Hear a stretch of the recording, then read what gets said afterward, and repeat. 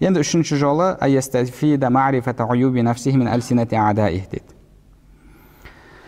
өзінің айыбын, кемшілігін дұшпандарының тілінен білу деді.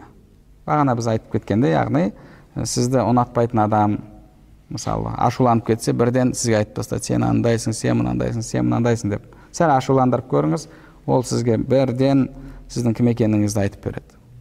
Неге? Өйткені оның көзі кемшілік іздеуші көз. Ол бір прокурор сияқты қарайды сізге. Ал жақсы дос, мысалы бір адвокат сияқты, сізді қорғап алуға, үзір іздеуге тырысады. Бірақ енді анық айыпты көріп тұрса, әлбетте оны айтады, жасырмайды. Және төртінші жолы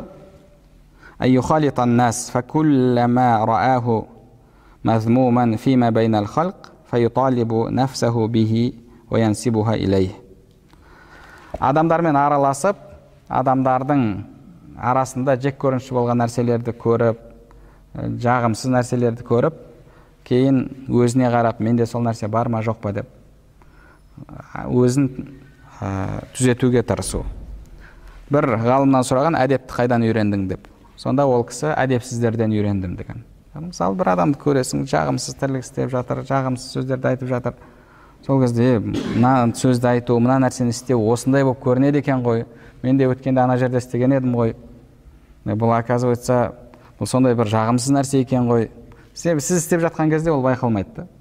Өзіңізге байқалмайды. Ал бірақ біреу сол нәрсені істеген кезде сізге оның жаман екендігі байқалады. Сол үшін де адамдарға қарап, адамдардың арасында жек көрінішті, жаман көрінген нәрселердің бәрінен арылуға тырысу керек.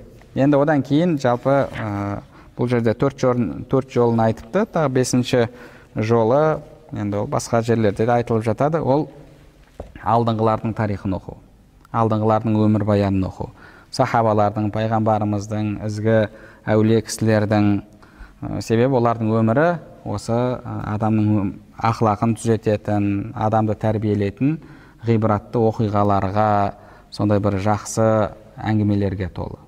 Соларды оқып, мысалы Умар радиаллаху анхудың әділдігін қараңыз, Әбу Бәкір радиаллаху анхудың жомарттығын қараңыз, Усман радиаллаху анхудың сондай бағанағы инабаттылығын қараңыз.